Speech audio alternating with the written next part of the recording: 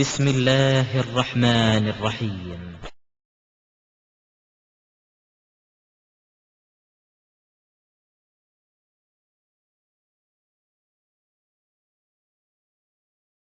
இரண்டாவது அமர்வுடைய முதல் அம்சமாக தொழுகை பயிற்சி குறித்து நாம் அறிய இருக்கின்றோம். மறுமை நாளில் ஒவ்வொரு ஏகத்துவவாதியும் உலகத்தில் அல்லாஹ்வை மட்டுமே கடவுளாக நம்பி வாழ்ந்த ஒவ்வொரு முஸ்லிமும் மறுமை நாளில் முதலில் விசாரிக்கப்பட இருக்கின்ற கேள்வி தொழுகை சம்பந்தமானது. அந்த தொழுகை உரித்த நேரத்தில் நிறைவேற்றப்பட்டதா என்று விசாரிக்கப்படுவது போல அந்த தொழுகையை முறையாக அல்லாஹ்வுடைய தூதர் காண்பித்த வகையில் நிறைவேற்றப்பட்டதா என்பதும் விசாரிக்கப்படும். அதனால்தான் பெருமானார் ஸல்லல்லாஹு அலைஹி வஸல்லம் அவர்கள் எத்தனையோ இபாதத்துகளுடைய செய்முறை பயிற்சிகளை நபி ஸல்லல்லாஹு அலைஹி வஸல்லம் அவர்கள் செய்து காட்டுவதற்கு காட்டிய முக்கியத்துவத்தை விட தொழுகைக்கு அதிக முக்கியத்துவம் கொடுத்து காட்டியிருக்கிறார்கள். ஒரு நாள் ஜும்மாவுடைய மெம்பரில் நின்று தொழுகையினுடைய அனைத்து செயல்முறைகளையும் செய்து காண்பித்து சல்லு கமா ரஅய்துமூனி உஸல்லி, என்னை எவ்வாறு தொழ கண்டீர்களோ அவ்வாறு நீங்கள் தொழ வேண்டும், தொழுங்கள் என்று உத்தரவு போட்டார்கள். அந்த உத்தரவின் அடிப்படையில் தான் இன்றைக்கு நம்ம ஒரு 20-30 ஆண்டு காலமாக ஏகத்துவத்தை தமிழகத்தில் பிரச்சாரம் செய்யப்பட்டிருக்கிற ஒரு சூழ்நிலையில மற்ற எல்லா அமைப்புகள் இஸ்லாமிய இயக்கங்களுக்கு மத்தியில் திருக்குரானையும் நபிகளாருடைய பொன்மொழிகளை மட்டுமே ஆதாரமாக ஏற்றுக்கொண்டிருக்கிற நாம் நம்முடைய தொழுகை முறையில மற்ற எல்லா அமைப்புகளை விட தனித்து செயல்பட்டுக் கொண்டிருக்கிறோம். ஏன்னா இந்த ஒரு தொழுகை முறைக்கு மட்டும்தான் அல்லாஹ்விடத்திலிருந்து ஒப்புதல் வழங்கப்பட்டிருக்கிறது, அல்லாஹ்வின் தூதரிடமிருந்து ஒப்புதல் வழங்கப்பட்டிருக்கிறது, ஆதாரபூர்வமானதாக இருக்கிறது. அப்ப இறைவனால் அங்கீகரிக்கப்பட்டிருக்கின்ற இந்த முறையை அறிந்தவர்களாக இதை 4 பேருக்கு சொல்லக்கூடிய நிலையில் உள்ளவர்களாகத்தான் இந்த ஜமாத்தின் ஒவ்வொரு உறுப்பினரும் இருக்க வேண்டும். இந்த உறுப்பினர் இருப்பதை விட இந்த ஜமாத்தின் ஒவ்வொரு கிளை நிர்வாகி இருக்கிறது கடமை. அதையும் தாண்டி பல கிளைகளுக்கு நிர்வாகம் செய்யக்கூடிய மாவட்ட நிர்வாகிகளுக்கு இந்த முறைகள் தெரிந்திருக்க வேண்டும். அந்த முறைகளில் நம்ம தவறுதலாக சில சட்டங்களை விளங்கி இருந்தாலோ அல்லது நம்ம கடந்த காலங்களில் இந்த வித்தியாசங்களை புரியாமல் இருந்திருந்தாலோ அதை சரி செய்து கொள்வதற்குத்தான் இந்த ஏற்பாடு செய்யப்பட்டிருக்கிறது என்பதை கவனத்தில் கொண்டு இன்னைக்கு 2 வகையான பயிற்சி வழங்கப்படும். முதலில் நாம தொழுகை செய்முறை விளக்கத்தை ஒரு முறை செய்து காட்டுவோம். இரண்டாவது நீங்க எல்லாரும் எந்திரிச்சு நின்று நமக்கு செஞ்சு நீங்க காட்டணும். சரிங்களா? இந்த மாதிரி 2 பயிற்சி. முதல்ல தொழுகைக்கு முன்னாடி நாம பேண வேண்டியது உளு. அந்த தொழுகை என்கின்ற அந்த வணக்கத்தை அங்கீகரிக்கக்கூடிய இறைவனால் ஏற்றுக்கொள்ளப்பட செய்யக்கூடிய ஒரு நிபந்தனையாக இருப்பது உளு செய்வது. உளு என்பது தண்ணீரால் செய்யக்கூடிய ஒன்று. அந்த உளு செய்யக்கூடிய முறையை நாம் சுருக்கமாக புரிந்து கொள்ள வேண்டும். பிஸ்மில்லாஹ் என்று இறைவனுடைய திருப்பெயர் போற்றி 2 கைகளையும் மணிக்கட்டு வரைக்கும் கழுவணும். மணிக்கட்டு வரைக்கும் 2 கையை கழுவிடணும். 1 முறை கழுவலாம், 2 முறை கழுவலாம், 3 முறை வரை மட்டும் கழுவலாம். அதுக்கு தாண்டி போயிடக்கூடாது. அதற்கு அடுத்து வலது கையில இருந்து தண்ணீர் எடுத்து வாயில் செலுத்தி வாய்க்கு பிடிக்க வேண்டும். அது பல் தொலைக்கலாம், அப்படி வாய்க்கு பிடிக்க செய்யலாம். அதை 1 முறை செய்யலாம், 2 முறை செய்யலாம், 3 முறை செய்யலாம். அதற்கு அடுத்து வலது கையில் தண்ணீர் எடுத்து மூக்கிலே செலுத்தி இடது கையால் சிந்த வேண்டும். இத 1 முறை செய்யலாம், 2 முறை செய்யலாம், 3 முறை செய்யலாம். ஆனால் சில நேரங்களில் நபி ஸல்லல்லாஹு அலைஹி வஸல்லம் அவர்கள் வாய் கொப்பளிப்பதை தனியாகவும் மூக்கு சிந்துவதை நாசிக்கு தண்ணீர் செலுத்துவதை தனியாகவும் செய்திருக்கிறார்கள். பல நேரங்களில் ஒரே அளவுல தண்ணியை எடுத்துக்கொள்வார்கள், வாயில கொஞ்சம் ஊத்தி மூக்குல கொஞ்சம் செலுத்தி இடது கையால் அந்த மூக்கை சுத்தம் செய்துவிட்டு வாயில் இருக்கிற தண்ணீரை துப்பி விடுவார்கள். இந்த முறையும் உங்களுக்கு கூடும். தனியாக வாய் கொப்பளித்து அதை முடித்து விட்டதுக்கு பிறகு மூக்கை சுத்தம் செய்யலாம், அல்லது வாயும் மூக்கும் சேர்ந்து ஒரே தடவையாக சுத்தமும் செய்யலாம். அதற்கு பிறகு 2 கைகளால் தண்ணீர் அள்ளி முகத்தை கழுவ வேண்டும். முகம்னா முகம் முழுவதுமாக கழுவி கொள்ள வேண்டும். அதுல தாடி நல்லா கோதி அதில் எல்லா தண்ணீர் படக்கூடிய அளவிற்கு கழுவ வேண்டும். ஒரு முறை கழுவலாம், 2 முறை கழுவலாம், 3 முறை கழுவலாம். இதுல என்ன காதெல்லாம் கழுவ வேண்டியது இல்லை, வெறும் முகம்தான். நெத்தியில இருந்து அப்படி சுற்றி தாடி உட்பட அனைத்தையும் கழுவிடணும். அதற்கு அடுத்து வலது கைய முழங்கை வரைக்கும், முழங்கை உட்பட கழுவணும். சில பேர் முழங்கையினு என்ன செஞ்சாங்கன்னா அந்த முழங்கையினுடைய இந்த அளவு வரைக்கும் மட்டும் கழுவிடுறாங்க. வேகமா தண்ணி எடுப்பாங்க, இப்படி இப்படி ஊத்திட்டு போயிடுவாங்க. ஆனா வேகமாக தண்ணி எடுத்து அப்படி ஊத்தும் பொழுது தண்ணீர் எது வரைக்கும் வரும்? இது வரைக்கும் தான் வரும். ஆனா நபி ஸல்லல்லாஹு அலைஹி வஸல்லம் அவர்கள் எப்படி கழுவ சொல்லியிருக்கிறாங்க, அல்லாஹ் எப்படி கழுவ சொல்லியிருக்கிறான், அந்த கைகளில் முழங்கை உட்பட நீங்கள் முழுவதுமாக கழுவணும் அப்படின்னு சொல்லப்பட்டிருக்குது. அதனால தண்ணீர் எடுத்து இடது கை கழுவுறோமா, முழங்கை உட்பட இங்கெல்லாம் கழுவிடணும், நல்லா எந்தவித அறகுறை இல்லாம கழுவிடணும். வலது கையையும் 3 முறை கழுவணும். இதை 1 முறை 2 முறை 3 முறைன்னு செய்யலாம். அதற்கு அடுத்து தண்ணீரை அள்ளி அந்த உதறி விட்டு தலைக்கு மசகு செய்யறது. தலைக்கு மசகு செய்யக்கூடிய முறையில சிலர் என்ன செய்யறாங்கன்னா ஒரு லைட்டா இப்படி தொட்டு விட்டுறாங்க. ஷாஃபி மதுஹபை சார்ந்தவங்க. ஹனஃபி மதுஹபை சார்ந்தவங்க என்ன பண்ணுவாங்கன்னா இப்படியே கொண்டு போய் ஒரு வெட்டு இப்படி வெட்டுவாங்க. ஆனா அந்த பழக்கத்திலேயே வந்திருக்கிற நம்மள என்ன செய்வோம், அப்படி செய்யற பழக்கத்துல பாக்குறோம். ஆனால் நாம மசகு செய்யக்கூடிய முறை ரசூலுல்லாஹி ஸல்லல்லாஹு அலைஹி வஸல்லம் காட்டி தந்தது என்னன்னா, 2 கைகளையும் எடுத்து தலையின் முன்பகுதியில் வைத்து அப்படியே பின்பகுதிக்கு தடவி கொண்டு போவாங்க. மசகுனா தடவுன்னு அர்த்தம். இப்படி கொண்டு வந்துருவாங்க, பின்னாடி ஃபுல்லா வந்துடணும். அதுக்கப்புறம் பின்னாடி இருந்து அப்படியே முன்னாடி தடவிட்டே கொண்டு வந்துடணும். சில பேர் என்ன செய்வாங்க, இந்த 2 பேர்ல எடுத்து இப்படின்றாங்க. அப்படி செய்யக்கூடாது. முழுசாவை கையை வச்சு கொண்டு போயிட்டு அப்படியே பின்னாடி இருந்து முன்னாடி கொண்டு வந்து வைத்து விட்டு காதை சுத்தம் பண்ணணும். இதற்கு பேர் தான் 1 முறை மசகு செய்தல் என்று அர்த்தம். இப்படி தலைக்கு மசகு செஞ்சுட்டு காதுக்கு மசகு செய்யறது எப்படி, ஆட்காட்டி விரலை காதுக்குள்ள வச்சு கட்டை விரலை காதுக்கு வெளியே அப்படி துடைக்கணும். இந்த காதுக்கு வெளியே கட்டை விரலா என்ன செய்யணும், துடைக்கணும். இத முதல்ல மசகு செஞ்சுட்டு அப்படியே காதை துடைச்சு சுத்தமும் பண்ணலாம். அல்லது தலைக்கு மசகு செஞ்சுட்டு கொஞ்சம் தண்ணியில கழுவிட்டு அப்புறம் காதையும் சுத்தம் பண்ணவும் செய்யலாம். 2க்கும் அனுமதி இருக்குது. அது மாதிரி இந்த மசகு செய்யறதுக்கு மட்டும் ஒரு சின்ன விதிவிலக்கு என்னன்னா, 1 முறை மசகு செய்யலாம், 2 முறை மசகு செய்யலாம். 3வது முறைன்னு எதுவும் கிடையாது. 2 வரைக்கும் தான் அனுமதி இருக்குது. மற்ற அனைத்து உறுப்புகளுக்கும் எவ்வளவு வரைக்கும் அனுமதி இருக்குது? 3 வரைக்கும் இருக்குது. அதற்கு அடுத்து இறுதியாக கால்களை கழுவுவது. கால்களை கழுவும் பொழுது கரண்டை வரைக்கும் என்ன செய்யணும், முழுசா கழுவணும். கரண்டை கால் முழுவதும் நினைகிற அளவுக்கு கால்களை கழுவணும். நல்ல விரல்கள் எல்லாம் இடைவெளி எந்தவித அறகுறையும் இல்லாம கழுவணும். அதை 1 முறை கழுவலாம், 2 முறை கழுவலாம், 3 முறை கழுவலாம். இதுக்கு தாண்டி கழுவிட்டா வரம் மீறியவர்களாக ஆயிடுவோம். அப்ப இந்த மாதிரி செய்யக்கூடியதுதான் நபி ஸல்லல்லாஹு அலைஹி வஸல்லம் காட்டி தந்த உலு செய்யக்கூடிய முறை. இவ்வாறு உலு செய்து விட்ட பிறகு அஷ்ஹது அல்லா இலாஹ இல்லல்லாஹ் வஹ்தஹு லா ஷரீக லஹ் வ அஷ்ஹது அன்ன முஹம்மதன் அப்துஹு வ ரசூலுஹு என்று நம்ம சொன்னோம்னா, நமக்காக வேண்டி ஏகனாகி அல்லாஹ் ரப்பல் ஆலமீன் சொர்க்கத்தினுடைய 8 வாசல்களையும் திறந்து வைக்கின்றான். எந்த வாசலை வேணாலும் நம்ம நினைச்சா போகலாங்கிற அளவிற்கு அந்த அருளுக்குரியவர்களாக நம்மை ஆக்கி விடுவான் என்று பெருமானார் ஸல்லல்லாஹு அலைஹி வஸல்லம் சொல்றாங்க. இந்த அடிப்படையில் தான் நம்ம உலு செய்யணும். இப்படி சொன்ன உடனேயே பலருக்கும் இப்படி செய்யலாமா அப்படி செய்யலாமான்னு சர்ச்சை வந்துச்சுன்னா, நபி வழியில் தொழுகை சட்டங்கிற புத்தகத்துல இருந்து தெளிவா பார்த்து தெரிஞ்சுக்குங்க. ஏன்னா கேள்வி பதில் எளிய மார்க் நிகழ்ச்சியில செய்முறை விளக்கம் மட்டும்தான் சொல்லப்படும். அடுத்து தண்ணீர் கிடைக்கல அல்லது தண்ணீர் இருந்து பயன்படுத்த முடியல. நம்ம ஒரு ஊருக்கு போறோம், பயணத்துக்கு போறோம், தண்ணி அங்க இல்ல, டேப் அடைச்சிருச்சு, டேங்க்ல தண்ணி இல்ல, இந்த மாதிரி ஒரு பஞ்சாயத்து. அல்லது தண்ணி இருக்கு, கடுமையான குளிர், பயன்படுத்த முடியல. இதை பயன்படுத்தினா சைனஸ் ப்ராப்ளம் வந்து உடம்பு சரியில்லாம போயிடும், தலைவலி பிடிச்சிடும், இந்த மாதிரி ஒரு சிக்கல். இந்த மாதிரி தண்ணீர் கிடைத்து பயன்படுத்த முடியாவிட்டாலோ அல்லது தண்ணீர் கிடைக்காவிட்டாலோ இந்த மாதிரியான சூழ்நிலையில நமக்கு தயம்மம் செய்வதற்கு மார்க்கத்தில் அனுமதி இருக்கிறது. தயம்மம் என்பது சுத்தமான இந்த மண்ணில் 2 கைகளை தட்டி ஒரு இடது கை மணிக்கட்டு வரைக்கும் என்ன செய்யணும், துடைக்கணும் முன் கையை.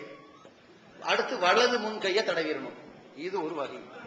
இதே ஒரு தடவை தட்டினதுல வச்சு முகத்தையும் தடவிடணும். சரிங்களா? அப்ப நல்லா கவனிங்க. மண்ணில் தட்டி இடது கையினுடைய முன்கை தடவ வேண்டும், வலது கையினுடைய முன்கையை தடவணும். சில பேர் தயமம்னா கை முழங்கையெல்லாம் தடவி விட்டுறாங்க. அப்படி செய்ய வேண்டியதில்லை. இப்படி தடவனதோட 2வது முறை மண்ணில் கைய வச்சிடாம தடவனதோட சேர்த்து மூன்றியை தடவிக்க வேண்டியது. இப்படியும் செய்யலாம்.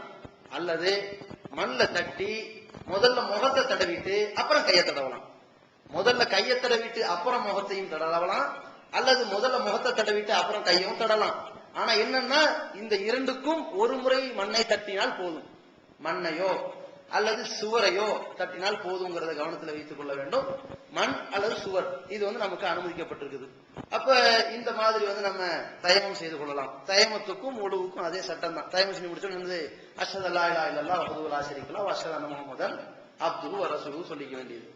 ஒழுவுக்கு எந்த மாதிரியான ஒரு சூழ்நிலை நமக்கு இருக்குதோ, ஒழுவுக்கு எப்படி காத்து பிரிந்தால் ஒழு முறிந்துவிடும், அப்படிங்கிற மாதிரி சிறுநீர் கழித்தால் ஒழு முறிந்துவிடும், மலம் கழித்தால் ஒழு முறிந்துவிடும், குளிப்பு கடமை ஏற்பட்டால் ஒழுவும் முறிந்துவிடும், குளிப்பும் கடமை ஆகிவிடும், இப்படிங்கிற சூழ்நிலை இருக்குதோ இதே மாதிரிதான் தயமம் என்ற அம்சத்துக்கும் இருக்கிறது என்பதை புரிந்து கொள்ள வேண்டும். இது சுருக்கம். அடுத்து நம்ம தொழுகைக்காக வேண்டி நிக்கிறோம். தொழுகைக்காக வேண்டி நிற்கும் பொழுது நமக்கு நியத்து அவசியம். நியத்துன்னு சொன்னா மனதில் நினைத்துக் கொள்வது. நம்ம இமாமுக்கு பின்னால் லுஹர் தொழுகையை கடமையாக அல்லாஹ்வுக்காக 4 ரக்காத்து இந்த பள்ளியில் தொழுகிறேன் இப்படி எல்லாம் வாயில சொல்லக்கூடிய நியத்தை ரசூலுல்லாஹி ஸல்லல்லாஹு அலைஹி வஸல்லம் சொல்லித் தரல. மனதில் நினைக்கக்கூடியதுதான் நியத். நியத் என்றாலே மனதில் நினைப்பது, எண்ணுவதுன்னு அர்த்தம். நம்ம என்ன எண்றோம், அல்லாஹ் வேண்டி தொழுகிறோம் அப்படின்னு எண்ணத்தின் அடிப்படையில் போய் நின்னால் போதுமே தவிர நாம் அதற்கென்று வாயால் சொல்லக்கூடிய மொழிதல் என்று நபி ஸல்லல்லாஹு அலைஹி வஸல்லம் எதுவும் சொல்லித் தரல. தொடக்கமாக நம்ம போய் நிக்கணும்னா கிப்லாவை முன்னோக்கி தான் நிக்கணும். ஒரு பகுதியில எதை கிப்லா என்று சொல்லி வைத்திருக்கிறார்களோ அது கிப்லாவாக அமைக்கப்பட்டிருந்துச்சு சொன்னா அந்த இடத்தை முன்னோக்கி நம்ம தொழுகலாம். கிப்லாவை முன்னோக்கி தொழுகை நடத்த வேண்டும் என்பது கட்டாய கடமை. அல்லாஹ் ரப்பல் ஆலமீன் அதை நம்ம கடமையை விதிச்சிருக்கிறான். கிப்லாவை முன்னோக்கி முதல்ல தொழுகைக்காக வேண்டி செய்யக்கூடிய காரியம் தக்பீர் கட்ட வேண்டும். நபி ஸல்லல்லாஹு அலைஹி வஸல்லம் அவர்கள் சொன்னது தொழுகையினுடைய அதாவது மற்ற எல்லா காரியத்திலிருந்தும் இவனை தடை செய்யக்கூடியது தஹ்ரீமுஹா தக்பீர். தக்பீர் தான் இவனை பேசுவதை விட்டும் மற்ற காரியங்களில் ஈடுபடுவதை விட்டும் தொழுகையில் இவனை மூழ்கை செய்யக்கூடியதாகவும் மற்ற காரியங்களை விட்டும் இவனை தடுக்கக்கூடியதாக இருக்கிறதுன்னு சொன்னாங்க. அந்த தடுக்கக்கூடியதாக இருக்கின்ற தக்பீரை முதல்ல கட்டணும். தக்பீருக்காக வேண்டி கைகளை உயர்த்தும் போது எப்படி உயர்த்தணும், கைகளை 2 கைகளை உயர்த்தணும்.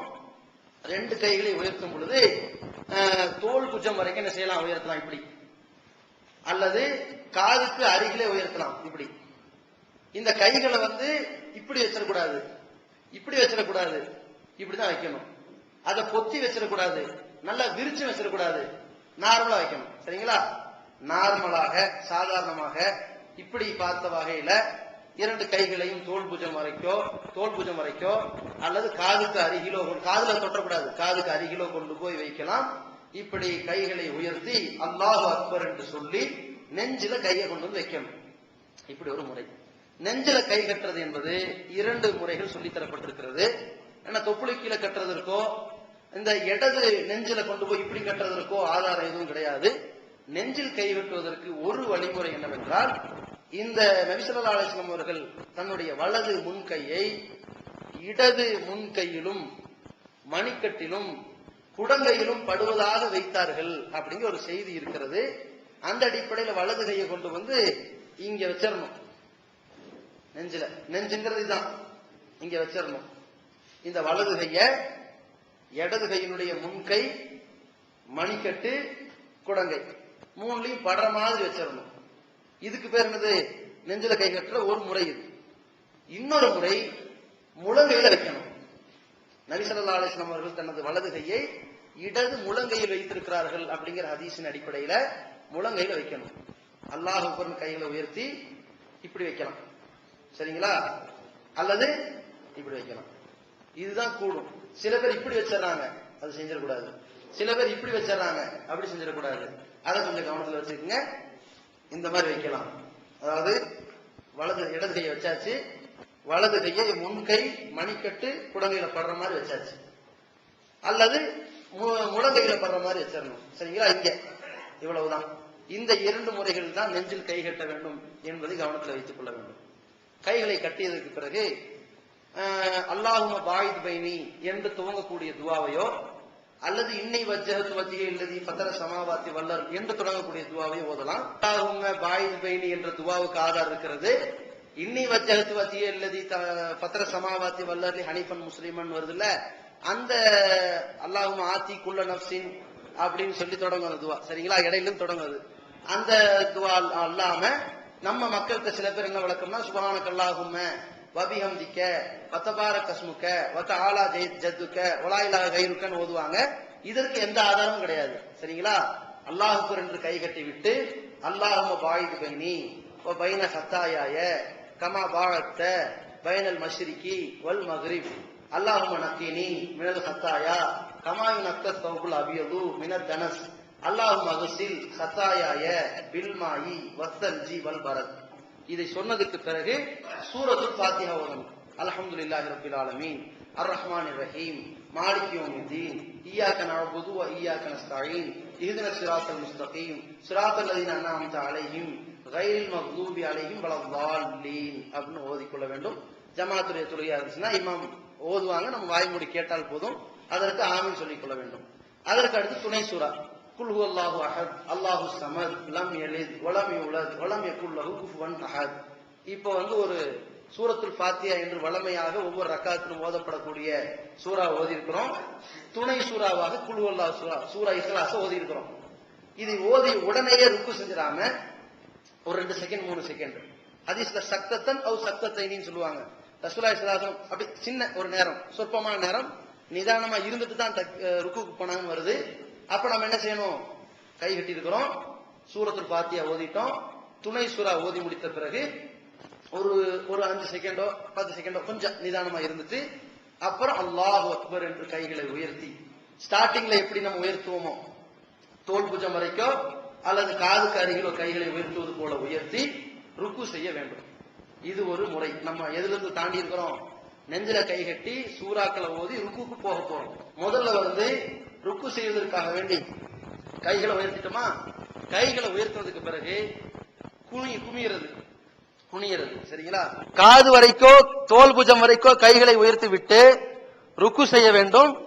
ருக்கு செய்யும் பொழுது இந்த கால்களை சில பேர் என்ன செஞ்சுக்கிறாங்கன்னா இப்படி செய்யறாங்க. இது செஞ்சிடக்கூடாது, ஸ்ட்ரைட்டா இருக்கணும் காலு. கைகளை சில பேர் இப்படி மடக்கிக்கிறாங்க. நல்லா குனியணுங்கிறதுக்காக வேண்டி கைகளை மடக்கிறாங்க. கைகளும் ஸ்ட்ரைட்டா இருக்கணும். இது எந்த அளவு இருக்குன்னா, இந்த கால்ல இருந்து இந்த முதுகு வரைக்கும் ஒரு வில்லு வச்சுக்குங்க. வில்லுக்கு இருக்கக்கூடிய ஒரு கயிறு மாதிரி இந்த கையை வச்சுக்குங்க. இருக்கா? இதே அளவுல தான் கைகளை நீட்டி வைத்துக் கொள்ள வேண்டும். கால்களையும் நன்கு நீட்டி வைத்துக் கொள்ள வேண்டும். மடக்க கூடாது. காலை மடக்கிறாம, இப்படி மடக்கிறாம அல்லது கையை வளைய மாதிரி வளைச்சிடாம கரெக்டா ஸ்டிப்பா நிக்கிற மாதிரி நிக்கணும். இது ஒரு முறை. இது காலுக்கு செய்ய வேண்டிய ஒரு முறை. கையில எப்படி வைக்கணுங்கிற ஒரு அமைப்பு. அடுத்து தலை இருக்கு பாருங்க, தலையை சில பேர் இப்படி உடக்காம மாதிரி தூக்கிறாங்க. அப்படி செய்யக்கூடாது. சில பேர் இப்படி குமிஞ்சிடறாங்க. அந்த மாதிரி பண்ணிடாம அப்படி கரெக்டா ரொம்ப தூக்கிராம ரொம்ப குனிஞ்சிராம இப்படி ஸ்ட்ரைட்டா இருக்கணும். எந்த அளவுக்கு ஸ்ட்ரைட்டா இருக்கணும்னா, மேல ஒரு சொட்டு தண்ணி வச்சாலும் அப்படி நிக்கணும். தண்ணி அப்படி ஸ்ட்ரைட்டா இருக்கணும். சரிங்களா? புரிஞ்சுதா? அது இந்த போக்கஸ்ல செய்வோம். இப்படி தூக்கிட கூடாது, தலைய குனிஞ்சிடக்கூடாது. இப்படி கரெக்டா ஸ்ட்ரைட்டா வச்சுக்கணும். சரிங்களா? இப்படி வச்சிடக்கூடாது அல்லது இப்படி வச்சிடக்கூடாது. காலை நல்லா நீட்டி கையை நல்லா நீட்டி வச்சுக்கணும். இதுதான் ருக்கு செய்யக்கூடிய முறை. ருக்கு செய்து விட்ட பிறகு சமியல்லாஹு லிமன் ஹமிதா அப்படின்னு நம்ம சொல்லும் பொழுது கைகள் ரெண்டையும் உயர்த்தணும். வாங்க, சமியல்லாஹு லிமன் ஹமிதான்னு எந்திரிச்சு கைகளை தோல் புஜம் வரைக்கும் உயர்த்துங்க அல்லது காது வரைக்கும் உயர்த்திட்டு கீழே விட்டுறணும். ஏன்னா ரசூலுல்லாஹி ஸல்லல்லாஹு அலைஹி வஸல்லம் ருக்குவுக்கு பிறகு தனது இரு கைகளையும் உயர்த்தினார்கள். பிறகு ஒவ்வொரு மூட்டுக்களும் அதன் இடம் செல்லும் வரைக்கும் நிதானமாக நின்றார்கள் தான் ஹதீஸ் வருது. சில பேர் என்ன பண்ணிடுறாங்கன்னா, ருக்கு செஞ்சிட்ட பிறகு நெஞ்சில கை கட்டுறதை பாக்குறோம். அப்படி கட்டுறதுக்கு ஆதாரம் இல்லை. அதற்கு பிறகு நம்ம என்ன செய்யணும்? சஜிதாவுக்கு போறோம். சஜிதாவுக்கு போகும் பொழுது இதுல 4-5 போக்கஸ் தெரிஞ்சுக்குங்க.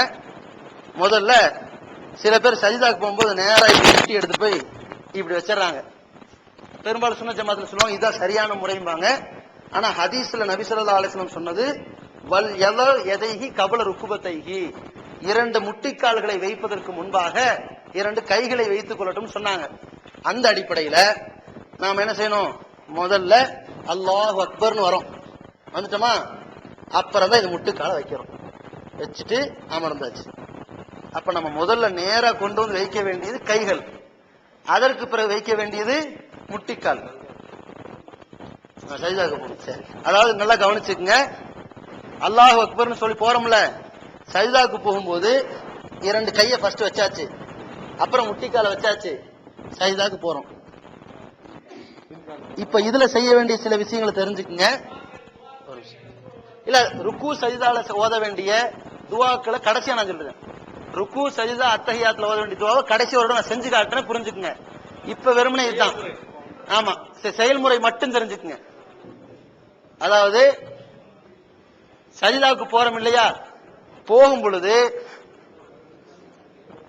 இங்க பாருங்க, சஜிதாக்கு போயாச்சு, 2 கையை வச்சாச்சு, அப்புறம் முட்டிக்கால வச்சாச்சு, சஜிதாக்கு போறோம். இப்படி போகும் பொழுது இந்த நெத்தியும் மூக்கும் தரையில படணும், இப்படி பற்றணும். அந்த நேரத்துல கைகளை நம்ம எங்க வைக்கிறது அப்படின்னு ஒரு பிரச்சனை இருக்குது. கைகளை ஒண்ணு தோல் பூஜை வரைக்கும் வைக்கலாம், அல்லது காதுக்கு பக்கத்துல வைக்கலாம். காதுக்கு அருகிலோ அல்லது தோல் பூஜத்துக்கு அருகிலோ வைத்துக் கொள்ள வேண்டும். கையில விரிச்சு வச்சிடக்கூடாது, பொத்தி வச்சிடக்கூடாது, சாதாரணமா வச்சிடணும். சரிங்களா? அதே மாதிரி முட்டு கையை என்ன செய்யறது, சஜிதா செய்யறோம். சில பேர் இந்த முட்டு கையை அப்படி தரையில வச்சுக்குவாங்க, இப்படி அப்படி வைக்க கூடாது, இப்படிதான் உயர்த்தி கொள்ள வேண்டும். தனியா தொழுகிறோம்னா இடையில ஒரு ஆடு ஓடுற அளவுக்கு உயர்த்திக்கலாம், நல்லா அகலமா அப்படி உயர்த்தி வச்சுக்கலாம். ஜமாத்தோட தொழுகும் பொழுது லைட்டா இந்த முட்டு கைகளை என்ன செய்யணும், கையை லைட்டா தூக்கி வைத்துக் கொள்ள வேண்டும். இந்த முட்டு கைகள் தரையில் படக்கூடாது. ஏன்னா நபி ஸல்லல்லாஹு அலைஹி வஸல்லம் உங்கள ஒருத்தர் சஜிதா செய்தா நாய் மாதிரி என்ன செய்யாதீங்க, அப்படி வைத்து அமராதீர்கள் சொன்னாங்க. அப்படி அமர்ந்து விடக் கூடாது. இதுல இன்னொரு போக்கஸ் என்னன்னு கேட்டீங்கன்னா, சஜிதா செய்யும் பொழுது நம்ம கால்கள் எப்படி இருக்கணும், அதுதான். இப்ப நம்ம சஜிதா செய்யறோம், சஜிதாவை செய்து கொண்டிருக்கும் பொழுது இந்த 2 கால்களையும் சேர்த்து அல்லது கொஞ்சம் விலக்கி, தப்பு இல்லை, சேர்த்தோ அல்லது விலக்கியோ 5 விரல்களும் நல்லா மடக்கி கிபிலாவை முன்னோக்கிற மாதிரி வைத்துக் கொள்ள வேண்டும். சேர்த்துதான் வைக்க வேண்டும் சொல்லக்கூடிய ஹதீஸ் பலவீனமான ஹதீஸ். அப்புறம் எப்படி சேர்த்து வைக்கலாம்னு சொல்றீங்கன்னு ஒரு கேள்வி வருது. ஆனா சஹீஹ் முஸ்லிம் என்ற ஹதீஸ்ல ஆயிஷா ரலியல்லாஹு அன்ஹா அவங்க தூங்கிட்டு இருக்கிறாங்க. திடீர்னு எழுந்து பார்க்கும் பொழுது நபி ஸல்லல்லாஹு அலைஹி வஸல்லம் அவர்களை பற்றி ஆயிஷா சொல்றாங்க, எனது கை பெருமானாரின் 2 காலை பாதத்தை தொட்டு கொண்டிருந்ததுன்னு சொல்றாங்க. அப்போ கொஞ்சம் அருகில் இருந்திருக்குது அப்படின்னு நமக்கு தெரியுது. சரிங்களா? அந்த அடிப்படையில பக்கத்துல சேர்த்து வைத்துக் கொள்ளலாம் அல்லது பிரித்து வைத்துக் கொள்ளலாம். நமக்கு அது வழிமுறை கட்டாயமாக சொல்லப்படவில்லை. இது ஒரு முறை. இப்ப சஜிதா செஞ்சாச்சு, சஜிதாவில இருந்து எந்திரிச்சு அமர்றோம். இங்க இருந்து இப்ப எந்திரிச்சு உட்கார்ந்தாச்சு. இப்ப என்ன சொல்ல போறோம், ரப்பி ஃபிரின்னு சொல்ல போறோம். இப்படி அமர்ந்து விட்ட பிறகு இதுல நீங்க தெரிந்து கொள்ள வேண்டிய போக்கஸ் இது ஒண்ணுதான், பிரச்சனை இல்லை. ஆனா பின்னாடிதான் இந்த கால்களை எப்படி அமைத்துக் கொள்ள வேண்டும் தெரிந்து கொள்ள வேண்டும். ஆமா, அப்படி முட்டக்கூடாது. அதாவது சில பேர் என்ன செய்யறாங்க, சஜிதா செய்யும் பொழுது இப்படி செஞ்சிடறாங்க, வயிறு தொட இப்படி பெண்கள் செஞ்சிருவாங்க. இப்படி புரியுதுங்களா? நல்ல கூனி குறுகி இப்படி செஞ்சிருவாங்க. அந்த பித்தட்டு எந்திரிக்க கூட செய்யாது, அந்த அளவுக்கு ரொம்ப கூனி குறுகி செஞ்சிருவாங்க. அப்படி தொடையின் மீது வயிறு வைத்திடக்கூடாது, தொடையில வயிறு படாம இப்படி செய்யணும். சரி, சஜிதாவிலிருந்து எழுந்து அமர்ந்த பிறகு நம்முடைய கைகளை இப்படி வைக்கிறோமா, சாதாரணமா வைக்கிறோம்.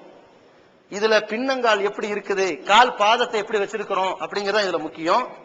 2 சஜிதாக்களுக்கு இடையில் நாம் அமர வேண்டிய முறை. அமர்ந்துட்டோமா?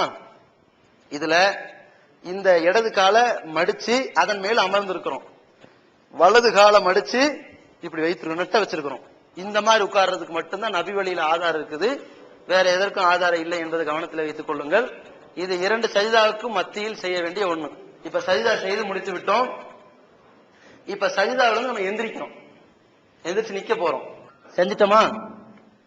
எந்திரிச்சு நிக்கும் பொழுது பலர் என்ன செய்யறாங்கன்னா, எந்திரிக்கும் போதே சஜிதாவிலிருந்து இப்படி எந்திரிக்கும் போதே இப்படி எந்திரிச்சிடறாங்க. அப்படி எந்திரிக்க கூடாது. 2 கைகளை கொண்டு தன்னுடைய முட்டிக்கு முன்னாடி வைத்து விட்டு நிதானமாகத்தான் 2 கைகளை தரையில வைத்து 2 காலையும் முதல்ல தூக்கணும். அப்புறம் கையை தூக்கணும். அதாவது சஜிதா செய்யும் பொழுது பட வேண்டிய முதல் உறுப்பு என்னது? கை.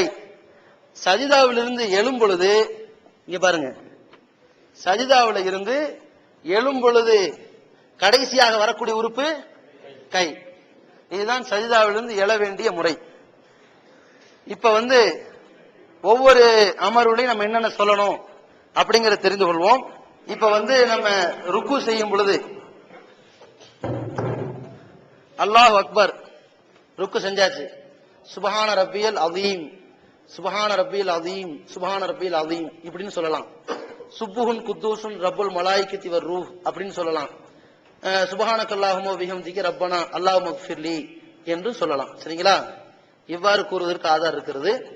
சமி அல்லாஹு லிமன் ஹமிதா என்று வந்த பிறகு ரப்பனா லக்கல் ஹம்த் என்று சொல்லலாம், ரப்பனா வலக்கல் ஹம்த் என்று சொல்லலாம், அல்லாஹும்ம ரப்பனா லக்கல் ஹம்த் என்று சொல்லலாம். இதற்கு ஆதாரம் இருக்கிறது. சரிங்களா? அடுத்து இப்ப நம்ம சஜிதா செய்யறோம். அந்த கொடுங்க, இந்த அல்லாஹும்ம ரப்பனா லக்கல் ஹம்து மில்லல் சமாவாத்தி வ மில்லல் அர்லி வ மில்லமா ஷைத்த மின் குல்லி ஷைஇன் ஒரு துஆவாக வரும். அவ்வாறும் சொல்லலாம். அப்புறம் நம்ம சஜிதா செய்யறோம். அதுவா, அதாவது ரசூலுல்லாஹி ஸல்லல்லாஹு அலைஹி காலத்துல அரக்க பறக்க ஒருத்தர் ஜமாத்துல ஜாயிண்ட் ஆகி அந்த தொழுகையினுடைய ரக்காத்து கிடைச்சிருச்சே என்று மகிழ்ச்சி பெற்று அவர்தான் ருக்குவில் இருந்து எழுந்த பொழுது ரப்பனா லக்கல் ஹம்து ஹம்தன் கசீரன் தொய்யிபன் முபாரக்கன் ஃபீஹின்னு சொல்லியிருக்கிறாங்க. அதை வளமையாக ஒவ்வொரு ருக்குவுக்கு பிறகும் சொல்வதற்கு ஆதாரம் இல்லை. அதனால வளமையாக ஒவ்வொரு ருக்குவுல என்ன சொல்லலாம்? ரப்பனா லக்கல் ஹம்து, அல்லாஹும்ம ரப்பனா லக்கல் ஹம்து என்ற அந்த புகழை சொல்லிக் கொள்ளலாம். சஜிதாவுக்கு போறோம். சஜிதாவுக்கு போகும் பொழுது இங்க பாருங்க, சஜிதாவிலே சுபஹான ரப்பியல் ஆலா, சுபஹான ரப்பியல் ஆலா, சுபஹான ரப்பியல் ஆலா. அதே மாதிரி சுப்புஹுன் குத்தூசுன் ரப்புல் மலாயிகத்தி வர் ரூஹ். அதே மாதிரி சுபஹானக்கல்லாஹும்ம ரப்பனா வ பிஹம்திக அல்லாஹும்ம ஃபிர்லி என்று சொல்லிக்கொள்ளலாம். இதே மாதிரி 2 சஜிதால ஓதிக்கொள்ளலாம். இப்ப நம்ம என்ன செய்யறோம்னா, முதல் ரக்காத்தை முடிச்சுட்டு 2வது ரக்காத்துல இதே மாதிரி செஞ்சுட்டு 2வது ரக்காத்துல அமர போகிறோம். இதுல ஃபஜ்ருடைய 2வது ரக்காத்தாக இருக்குதுன்னு வைங்க, அது 2வது ரக்காத்து, அதுதான் கடைசி ரக்காத்து. அதை விட்டுருவோம். 2 வகையான அத்தஹியாத் ரசூலுல்லாஹி ஸல்லல்லாஹு அலைஹி வஸல்லம் நமக்கு சொல்லி கொடுத்திருக்கிறனால 2 வகையான அத்தஹியாத், அது தஷஹுத் அமர்வு இருக்கின்ற ஒரு தொழுகை உதாரணத்துக்கு எடுத்துக்கலாம். லுஹர் தொழுகை எடுத்துக்குவோம். லுஹர் தொழுகை 2வது ரக்காத்துல உட்கார்ந்து இருக்கிறோம். எப்படி உட்காரணும் அப்படின்னா இந்த மாதிரி தான் உட்காரணும். இப்படி 2வது ரக்காத்துல 2 சஜிதாவை முடிச்சுட்டு அமரும் பொழுது இடது கையை ஸ்ட்ரைட்டா வச்சுக்கணும். நல்லா ஸ்ட்ரைட்டா இருக்கா? வலது கைய இந்த தொட மேல படுற மாதிரி இப்படி வச்சுக்கணும். சரிங்களா? இப்படி வைத்துக்கொண்டு இந்த 2 விரல், சுண்டு விரல் மோதிர விரல் இரண்டையும் மடித்துக் கொண்டு நடுவிரலையும் கட்டை விரலையும் வளையம் போல் வைத்துக் கொண்டு விரலை உயர்த்தி வைத்து அப்புறம் விரலை அசைக்க ஆரம்பிக்கணும். அத்தஹியாத்து லில்லாஹி வஸ்ஸலவாத்து வத்தய்யிபாத்து அஸ்ஸலாமு அலைக்கி அய்யுஹன் நபியு வ ரஹ்மத்துல்லாஹி வ பரகாத்துஹு அஸ்ஸலாமு அலைனா வ அலா இபாதில்லாஹி ஸாலிஹீன் அஷ்ஹது அல்லா இலாஹ இல்லல்லாஹு வ அஷ்ஹது அன்ன முஹம்மதன் அப்துஹு வ ரசூலுஹு என்று வரைக்கும், அல்லது அல்லாஹும்ம ஸல்லி அலா முஹம்மதின் வ அலா ஆலி முஹம்மதின் கமா ஸல்லைத அலா இப்ராஹீம வ அலா ஆலி இப்ராஹீம இன்னக ஹமீது மஜீத் அல்லாஹும்ம பாரிக் அலா முஹம்மதின் வ அலா ஆலி முஹம்மதின் கமா பாரக்த அலா இப்ராஹீம வ அலா ஆலி இப்ராஹீம இன்னக ஹமீது மஜீத் என்று வரைக்கும் ஓதலாம். இதுல நம்ம இப்படி செய்து கொண்டிருக்கும் பொழுது நம்ம பார்வை எங்க இருக்கணும்? தொழுகையில இருக்கும் பொழுது நம்முடைய பார்வை எங்க இருக்கும்? நேரா பார்க்கலாம், சைட்ல கூட பார்க்கலாம், தப்பில்லை. வானத்தை பார்த்திடக்கூடாது, திரும்பி பார்த்திடக்கூடாது. அதே மாதிரி தொழுகையில அத்தஹியாத்துல இருக்கும் பொழுது நம்ம பார்வை விரல் அசைப்பதை பார்த்தான் இருக்க வேண்டும். லாயு ஜாவிஸ் பசரஹு இஷாரத்தஹு, நபி ஸல்லல்லாஹு அலைஹி வஸல்லம் தன்னுடைய பார்வை வேறு எங்குமே அந்த சமிக்கையில் தான் கவனத்தை செலுத்தி கொண்டிருந்தார்கள், வேற எங்கும் கடத்தவில்லை அப்படிங்கிற செய்தியை நம்ம பார்க்கிறோம். விரலை அசைத்துக் கொண்டிருக்கின்ற இடத்தில் தான் பார்வையை செலுத்த வேண்டும். இப்படி வைத்துக் கொள்றோமா? பின்னாடி கால் எப்படி இருக்கணும்? 2 சஜிதாவுக்கு மத்தியில உட்காரும் போது எப்படி வச்சிருப்போமோ அந்த மாதிரி வைக்கணும். இதே மாதிரிதான் 2வது ரக்காத்துல லுஹரு அசர் மகரிப் இஷா போன்ற 4 ரக்காத்துகள் 3 ரக்காத் தொழுகைகளில் முதல் அமர்வில் அமரக்கூடிய முறை. அதுல இந்த பின்னங்கால் இடது கால் இப்படி படுக்க வைத்தது போல அதன் மீது அமர்ந்திருக்க வேண்டும், வலது காலை நெட்டி வைத்திருக்க வேண்டும். 4வது ரக்காத்துல அமர்ந்திருக்கிறோம். 4வது ரக்காத்துல அத்தஹியாத்துல அமர்ந்திருக்கிறோம். அதற்கு என்ன வழிமுறை? ஒரு சின்ன வித்தியாசம் தான் இருக்குது. 4வது ரக்காத்துல அத்தஹியாத்து சலவாத்து ஓதி அதற்கு பிறகு ஒரு துவாவை நபி ஸல்லல்லாஹு அலைஹி வஸல்லம் கற்றுக் கொடுத்தாங்க. அல்லாஹும்ம இன்னி லலம்து நஃப்ஸி ظுலுமன் கஸீரா வலா யக்ஃபிரு ذுனூப இல்லா அன்த ஃபக்ஃபிர்லி மக்ஃபிரத்தன் வர்ஹம்னி இன்னக அன்தல் கஃபூர் ரஹீம் அப்படின்னு ரசூலுல்லாஹி ஸல்லல்லாஹு அலைஹி வஸல்லம் கேட்ட ஒரு பிரார்த்தனை இருக்கிறது. அல்லது அல்லாஹும்ம இன்னி அஊது பிக்க மின் அதாபில் கப்ரி வ அஊது பிக்க மின் ஃபித்னத்தில் மஸீஹ் தஜ்ஜால் வ அஊது பிக்க மின் ஃபித்னத்தில் மஹ்யா வல் மமாத் அல்லாஹும்ம இன்னி அஊது பிக்க மினல் மஹ்சமி வல் மஹ்ரமி என்று ஓதிக்கொள்ள வேண்டும். இப்ப நான் இப்ப 4வது ரக்காத்தினுடைய அந்த 2வது அமர்வு இருக்குல்ல, அதுல அமரும் பொழுது என்ன செய்ய வேண்டும் என்றால், இந்த வலது காலை இப்படி மடிச்சு வச்சுட்டு இடது காலை இந்த வலது காலுக்கு அடியில விட்டுறணும். இப்படி விட்டுறணும். நம்ம இப்ப இந்த பித்தட்டை தரையில வச்சிடறோம். 2வது ரக்காத்துல பித்தட்டை இடது காலுக்கு மேல வச்சோம். இதுதான் வித்தியாசம். இப்ப நம்ம தரையில வச்சுட்டு இப்படி அமர்ந்துட்டோம், வலது காலை மடிச்சிட்டோம். இப்ப இடது கை ஸ்ட்ரைட்டா இருக்கு, வலது தொடை மீதும் முட்டுக்கால் மீதும் முன் கையை வைத்து விட்டு இந்த முழங்கைய தொடையில பட வச்சிட்டோம், உட்கார்ந்துட்டோமா. சலாம் கொடுக்கக்கூடிய அமர்வு இந்த மாதிரி அமர வேண்டும். அமர்ந்துட்டோம். இப்ப நம்ம என்ன செய்யணும், அத்தஹியாத்து ஓதி ஸலவாத்து ஓதி ஒரு துஆவை ஓதி தொழுகை முடித்துக் கொள்றோம். தொழுகை முடிக்கும் பொழுது இப்ப 4வது ரக்காத்து தொழுகை முடிச்சாச்சு. அஸ்ஸலாமு அலைக்கும் வரஹ்மத்துல்லாஹ், அஸ்ஸலாமு அலைக்கும் வரஹ்மத்துல்லாஹ், இவ்வளவுதான். இந்த தலையை உருட்டுறது ஊதுறது அந்த மாதிரி எதுவும் செஞ்சிட வேண்டாம். அந்த மாதிரி செய்ய வேண்டாம் சொல்லி காட்டினார்ல, அந்த மாதிரி செஞ்சிட வேண்டாம். இதுதான் நபிகள் நாயகம் ஸல்லல்லாஹு அலைஹி வஸல்லம் காட்டி தந்த தொழுகையினுடைய செய்முறை விளக்கம். இப்படி எல்லாம் பார்த்த உடனே என்னடா 2வது ரக்காத்துல காலை இப்படி வச்சு 4வது ரக்காத்துல இப்படி வைக்க முடியுமாங்கிற பயம் எல்லாம் சில பேருக்கு வரும். சில பேருக்கு முடியாது, வயதானவர்கள் அல்லது காலில் அடிப்பட்டவர்களுக்கு எல்லாம் முடியாதுன்னு சொன்னா அவர்களுக்கு அது அந்த கடமை பொருந்தாது. கொஞ்சம் கொஞ்சமா பழகிக்க வேண்டியது, ஈஸி தான் இது. போக போக அதை பழகிக் கொள்ள வேண்டும் என்பது கவனத்தில் வைத்துக் கொள்ள வேண்டும். தொழுகைக்கு பிறகு அல்லாஹு அக்பர் என்று ஒரு முறை சொல்லி அஸ்தக்ஃபிருல்லாஹ் அஸ்தக்ஃபிருல்லாஹ் அஸ்தக்ஃபிருல்லாஹ் என்று 3 தடவை சொல்லி அல்லாஹும்ம அன்த ஸலாம் வ மின்க ஸலாம் தபாரக்த ரப்பனா யாதல் ஜலாலி வல் இக்ராம் ஓதணும். சரிங்களா? அல்லாஹ்